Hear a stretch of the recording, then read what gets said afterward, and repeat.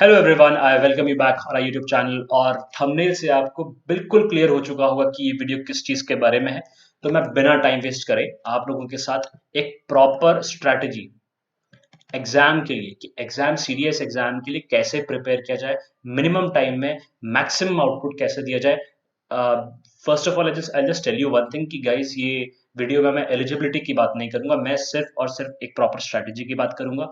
And I hope कि आप सब एलिजिबल हैं एग्जाम के लिए और तभी आप ये वीडियो देख रहे हो। एंड साथ साथ डिस्क्रिप्शन में मैं अपने टेलीग्राम चैनल का लिंक दे रहा हूँ जिसमें मेरे हैंड पेन नोट्स हैं और साथ साथ कुछ पॉडकास्ट है जो आपको आपकी आपकी जर्नी में बहुत ज़्यादा हेल्प करेगी। तो आप हमारे चैनल को भी ज्वाइन कर सकते हो। आप मुझे इंस्टाग्राम पे फॉलो कर सकते हो, जीरो आवर क्लासेस पे। और चलो शुरू करते हैं बिना टाइम वेस्ट करे।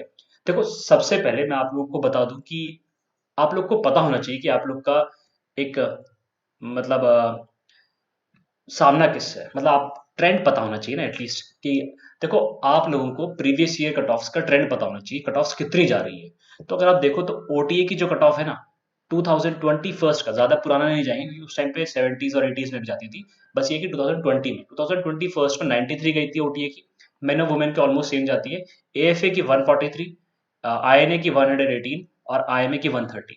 ठीक है, ये फाइनल मार्क्स क्या है, बेसिकली ये मार्क्स है रिकमेंडेशन की बात, एसएसबी के मार्क्स इंक्लूड करके हैं उसमें। ठीक है, तो हमको सिर्फ अभी रिटर्न की बात कर रहे हैं, सिर्फ रिटर्न की बात कर रहे हैं और बाकी और चीज की बात नहीं कर रहे हैं। ठीक है।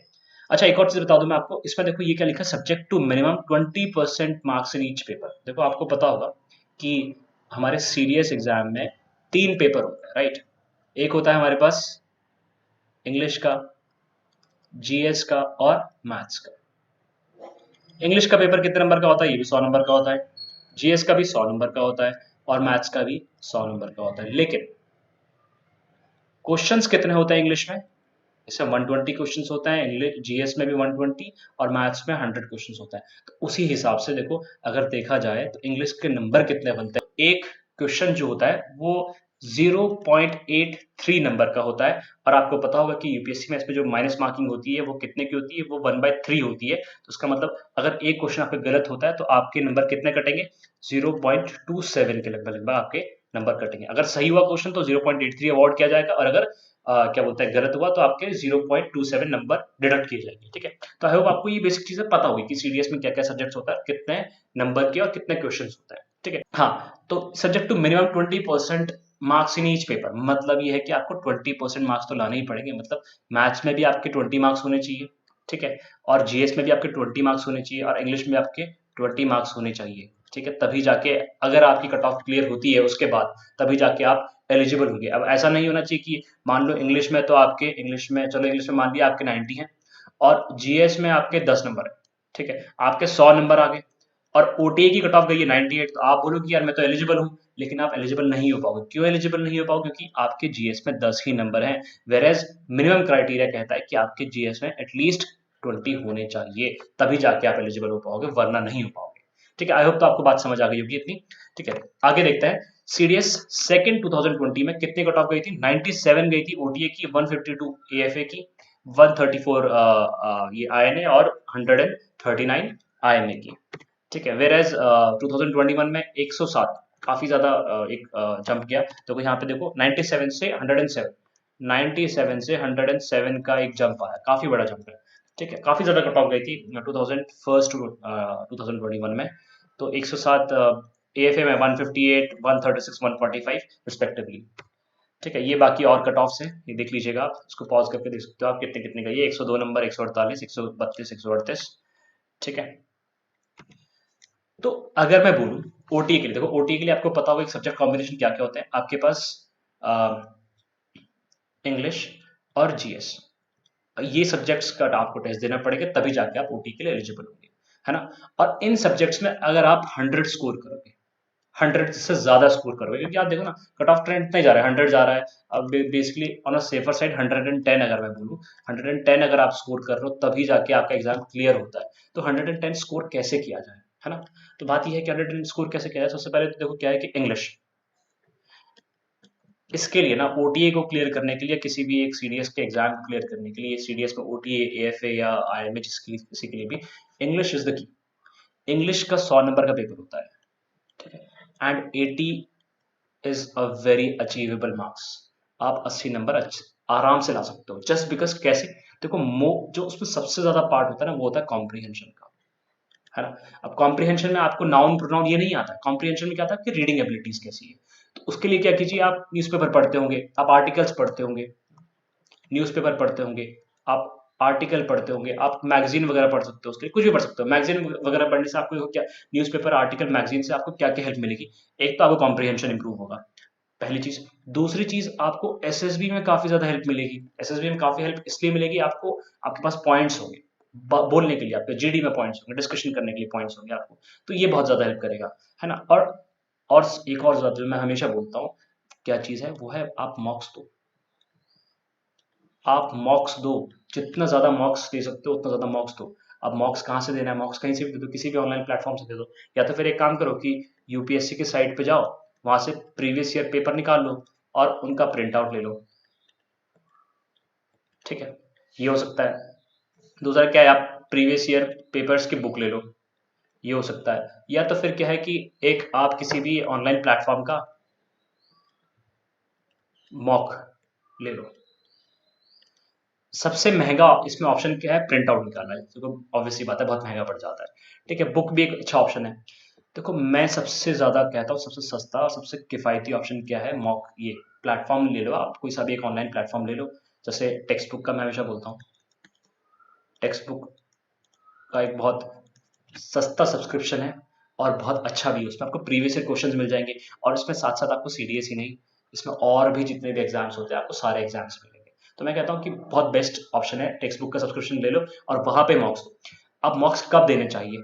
मॉक्स देखो, जिस दिन आपकी प्रिपरेशन शुरू कर दी ना आपने, मान लो आज से आप पढ़ना शुरू करो, तो आज से मॉक देना शुरू कर दो। आज मॉक दो।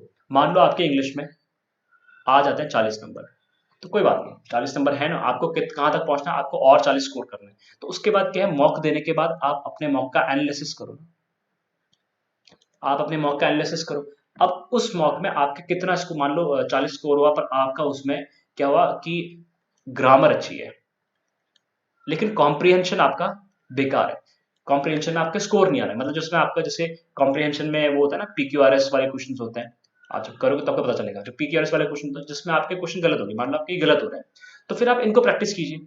आप क्या करो, इसके जो सेक्शनल मॉक्स हैं, आप इस पे जाओ, सेक्शनल मॉक्स हैं, आप इसकी प्रैक्टिस करो। आप यूट्यूब पे जाओ, यूट्यूब पे जाके आपको नहीं समझ आया, मान लो, चलो यूट्यूब पे जाओ, यूट्यूब पे पीक्यूआरएस को सॉल्व करने के टेक्निक्स देख लो। बहुत सारे ऑप्शन है आपके पास ऐसे करने के लिए, ठीक है? और मान लो क्या हुआ कि आपकी कॉम्प्रिहेंशन तो अच्छी है और ग्रामर खराब है। ग्रामर में आपके जितने भी आपके पार्ट ऑफ स्पीच वाले क्वेश्चन हो रहे हैं वो गलत हो रहे हैं, तो क्या करो फिर? उसके बाद फिर से यूट्यूब देखो। टेक्स्ट बुक और यूट्यूब, एक फ्री सोर्स और एक बहुत अच्छा। टेक्स्ट बुक तो ऑब्वियसली पेड है, पर यूट्यूब एक फ्री सोर्स है, ठीक है? आप यूट्यूब पे किसी भी चैनल का आप फ्री में कंटेंट देख सकते हो। देखो, इंग्लिश के लिए मैं बोलता हूँ निमिषा बंसल की क्लासेस। निमिषा बंसल मैम, निमिषा बंसल, ये एसएससी के लिए पढ़ाती है, लेकिन बहुत अच्छा पढ़ाती है, ठीक है? बहुत कम टाइम में आप बहुत सारी चीजें कवर कर सकते हो यहाँ से, ठीक है? जो आपका टॉपिक क्लियर नहीं है वो आप इनसे जाके देखो, और उसके बाद आप मॉक दो। ऑब्वियसली ऑब्वियसली आपका स्कोर में बूस्ट आएगा। अगर नहीं बूस्ट आ रहा है तो देखो, कुछ ना कुछ कमी आप में है, और अगर फिर भी नहीं आ रहा है तो किसी और चैनल से देख लो यार। मान लो नहीं समझ आ रहा उनसे, किसी और चैनल का देख लो, कोई और का देख लो। देखो, मुझे पर्सनली निमिषा बंसल मैम की क्लासेस अच्छी लगी, तो मैं इसलिए आप लोग को रिकमेंड कर रहा हूँ। मैं अपना ट्रू इंसाइट दे रहा हूँ, मुझे मुझे कोई फायदा नहीं है, ठीक है? मैं बस आपके अपने छोटे भाई बहन समझ के आप लोगों को, जो मेरे साथ, जो मैंने सीखा इस जर्नी में, मैं वो शेयर कर रहा हूँ आप लोगों के साथ, और कुछ नहीं है, ठीक है? बाकी ये तो थी हमारी इंग्लिश की बात। अब जीएस में देखो, जीएस में ना, GS is very vast, GS बहुत वास्ट है। तो सबसे पहली चीज क्या है कि यार वो देखो जो आपके पास है, जो आप कर सकते हो उसमें। इसमें क्या है, एक साइंस का पोर्शन आता है। अब कुछ लोग बोलेंगे कि सर हमारे पास साइंस नहीं थी, हमने साइंस नहीं पढ़ी 11th 12th में, तो जरूरत ही नहीं भाई उसकी। आपने 9th 10th में तो साइंस पढ़ी होगी, ठीक है? चलो मान लो नहीं पढ़ी, तो यार एटलीस्ट पता तो है ना, थोड़ा बहुत तो सुना तो होगा। क्या करो कि 9th 10th की साइंस पढ़ लो, 30 क्वेश्चन आते हैं साइंस के। अब 30 क्वेश्चन का मतलब है 0.83 इंटू 30, ये लगभग लगभग बनता है 25 नंबर। तो 25 नंबर आपके साइंस के, 25 नंबर आपके साइंस से आ जाता है, जिसमें मैं बोलता हूँ कि 25 नहीं यार, आप कुछ गलत भी कर दोगे, 20 नंबर आप यहाँ से ले आ रहे हो, ठीक है? उसके बाद क्या बनता है? उसके बाद जीएस में जो चीजें कवर करनी है, पॉलिटी है, ज्योग्राफी है, इकोनॉमिक्स है, मॉडर्न हिस्ट्री, देखो हिस्ट्री में ना सिर्फ और सिर्फ मॉडर्न हिस्ट्री कवर करो, वो ज्यादा बेटर है, क्योंकि एंशियंट हिस्ट्री और मिडिवल हिस्ट्री बहुत ज्यादा अनप्रिडिक्टेबल है और क्वेश्चंस यूपीएससी में बहुत तगड़े आते हैं। मतलब लोग 2-2 साल प्रिपेयर करने के बाद भी श्योर नहीं होते उसके लिए, क्योंकि बहुत डेप्थ है इसमें, नहीं पता चलता। तो आप पॉलिटी प्रिपेयर करो, ज्योग्राफी प्रिपेयर करो, इकोनॉमिक्स करो, मॉडर्न हिस्ट्री करो, मोर देन इनफ। और साथ साथ आप अपना ये साइंस प्रिपेयर कर लो, साइंस की 9th और 10th की। साइंस और 9th और 10th कहाँ से प्रिपेयर करोगे? फिर से यूट्यूब यूट्यूब पे जाओ, 9th 10th की क्लासेस देख लो। आप क्या करो, या तो फिर एनसीईआरटी की बुक्स, एनसीईआरटी की पीडीएफ निकालो, वहां से पढ़ लो। ठीक है। दूसरी, या तो फिर आप क्या करो, एनसीईआरटी की पीडीएफ भी नहीं पढ़नी, आप यूट्यूब पे ही डाल दो यार, class 9th cell chapter, class 9 cell chapter, और उसमें आपको एक बहुत डिटेल्ड तरीके से आपको अच्छे से समझाया जाएगा कि सेल चैप्टर के बारे में क्लास 9th का क्या है। वहां से आप नोट्स बना लो।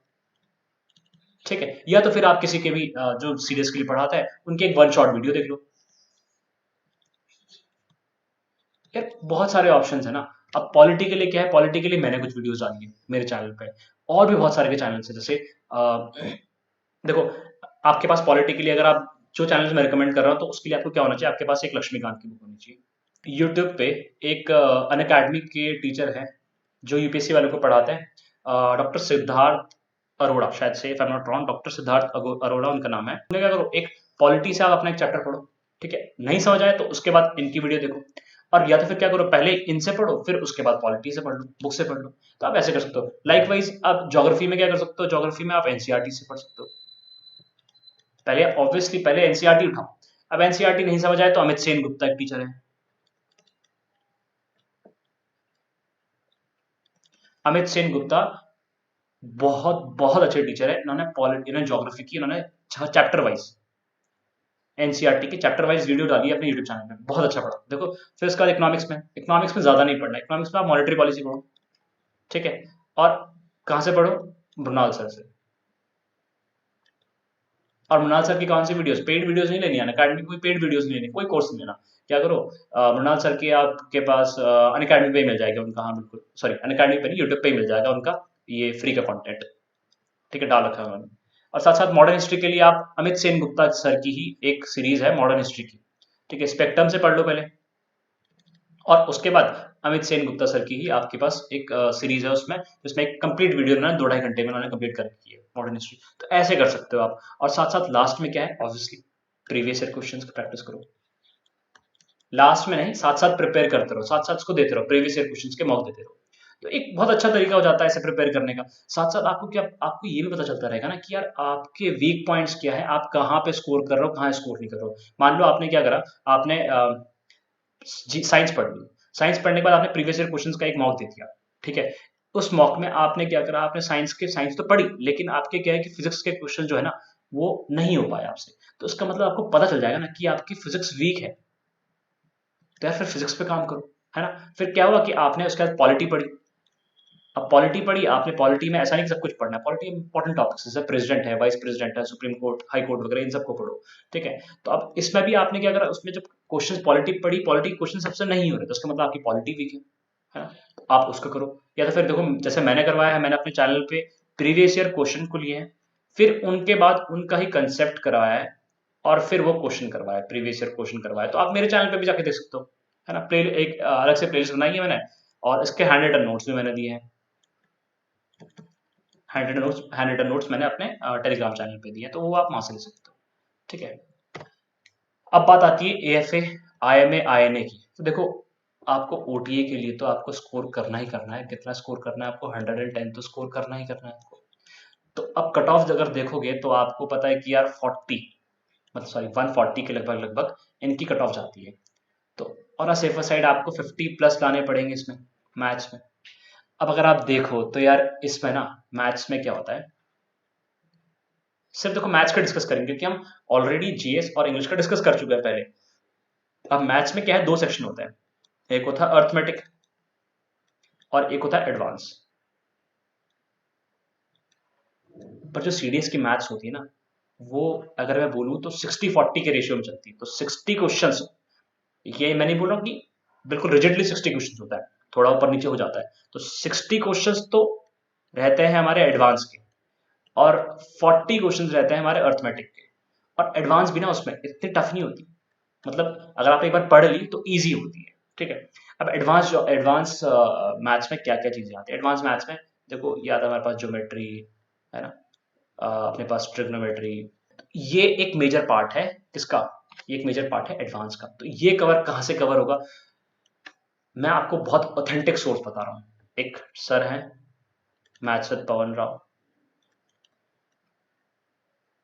सर नहीं बेसिकली पवन राव सर हैं, एक उनका चैनल है maths with Pawan Rao YouTube channel, और उन्होंने फ्री में अपने कोर्सेज डाले हैं, किसके, अपने कोर्सेज डाले हैं एडवांस मैथ्स के और अर्थमेटिक मैथ्स के, ठीक है। तो वहां से आप सारा पढ़ सकते हो। देखो मैंने भी जब एग्जाम के लिए प्रिपेयर किया ना, तो पहले मैंने भी किसी के पेड कोर्सेज लिए, मैं नहीं बोलूंगा, लेकिन पहले मैंने पेड कोर्सेज लिए, वहां से मैंने अच्छे से प्रिपेयर नहीं कर पाया। देखो पढ़ाते सब अच्छा है, लेकिन मैंने प्रिपेयर नहीं कर पाया अच्छे से। लेकिन जब मैं प्रिपेयर करने बैठा, तो उसके बाद क्या किया, मैंने यूट्यूब से सोर्सेज लिए। यूट्यूब से सोर्सेज कौन कौन से, maths with Pawan Rao sir थे, है ना, अभिनय सर हैं, तो इन सब के मैंने पढ़ा, और बहुत बहुत अच्छा पढ़ाते हैं ये लोग, और बहुत जल्दी सिलेबस भी कवर करवा देते हैं, तो टाइम नहीं लगता, ठीक है। तो पहले तो मैं यही कहूंगा कि सबसे पहले आप एडवांस क्लियर करो अपनी। एडवांस कहाँ से क्लियर करोगे, maths with Pawan Rao sir हैं, अभिनय सर हैं, गगन प्रताप सर हैं। अब ये पढ़ाते किसके लिए, देखो ये मेनली एसएससी वाले बच्चों को पढ़ाते हैं, पर ऐसा नहीं कि सिर्फ एसएससी वालों को ही पढ़ाता है, ये सिर्फ ये सीडीएस वालों को ही पढ़ाता है, मतलब ये जो लेवल है वो सीडीएस तक लेके जाता है, ठीक है। और अर्थमेटिक कहाँ से कवर करो, अर्थमेटिक भी आप यहीं से कवर करो। देखो पहले तो ना, देखो 100 नंबर, तो 100 में से 100 तो नहीं आने वाले किसी के भी, है ना। तो पहले आप कोशिश करो इन 60 नंबर को जाने के लिए, इन 60 नंबर्स को लाने की कोशिश करो। अब इन सेम वही स्ट्रैटेजी रहेगी कि पहले एक चैप्टर प्रिपेयर करो, फिर उसका मॉक दो, ठीक है। सेम यही स्ट्रैटेजी हर एग्जाम के लिए रखनी है, हर सब्जेक्ट के लिए रखनी है, मैं कहूँ तो, है ना। तो आई होप आपको बात समझ आ गई होगी, एंड तो आई होप आपको बात समझ आ गई होगी, and that's it from me, that's it from this session. And देखो मैंने आपको अपना ट्रू इनसाइट दिया, मैं कोई कोर्स बेचने नहीं आया हूँ यहाँ पे, मैं ये नहीं बोलने आया हूँ कि यार मेरा चैनल देखो या इसका चैनल देखो, मैं बस आपको जो मैंने सीखा ना, what I have learn through out all this period, मैं चाहता हूँ कि आप लोग वो सीखो, जो मिस्टेक्स मैंने करी ना, आप वो लोग ना करो, ठीक है। वो मिस्टेक्स आप लोग एटलीस्ट वो तो मत करो कि यार जो मैंने कर दिया वो आप लोग भी वही कर रहे हो। देखो मैंने मेरे लाइफ में फेलियर्स बहुत ज्यादा आए हैं, लेकिन क्या है, उस फेलियर्स को मैंने सीखा है, बहुत कुछ सीखा उन फेलियर्स से। और साथ साथ अब मैं अपने आप भी एग्जाम दे रहा हूँ। अब मैंने क्या सीपीओ का एग्जाम क्लियर किया, मैंने एसएससी सीजीएल का एग्जाम क्लियर किया, ठीक है। ये कैसे कैसे क्लियर किया, पहले मेरी जो लाइन थी वो सीडीएस की थी, सीडीएस एफकैट एनडीए, पहले मैं भी एक डिफेंस एस्पिरेंट था, लेकिन उसके बाद मैंने थोड़ा सोचा कि यार एटलीस्ट मैं कुछ टैंजिबल पकड़ लूँ, तब उसके बाद मैं इधर जाऊँ।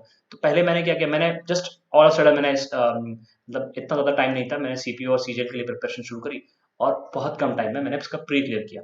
वो भी मैंने कैसे क्लियर किया, बस मैंने बहुत कम टाइम में कुछ मिनिमम रिसोर्सेज और बहुत ज़्यादा मॉक्स, बहुत ज़्यादा मॉक्स। तो बस मैं भी आप लोग को वो कह रहा हूँ कि कुछ मिनिमम रिसोर्सेज और बहुत ज़्यादा मॉक्स, ठीक है। और मिनिमम रिसोर्सेज कहाँ से, जो मैंने आपको बताए हैं, या तो अपना आपसे आप भी देख सकते हो, और रिसोर्सेज आप भी देख सकते हो जो आपको अच्छा लगे, पर लेकिन रिसोर्सेज को मिनिमम रखो और मैक्सिमम रिवीजन करो, ठीक है, तभी जाके कुछ हो पाएगा। So that's it guys, that's it from this session, and जल्दी मिलते हैं अगली वीडियो में। Bye bye, keep learning.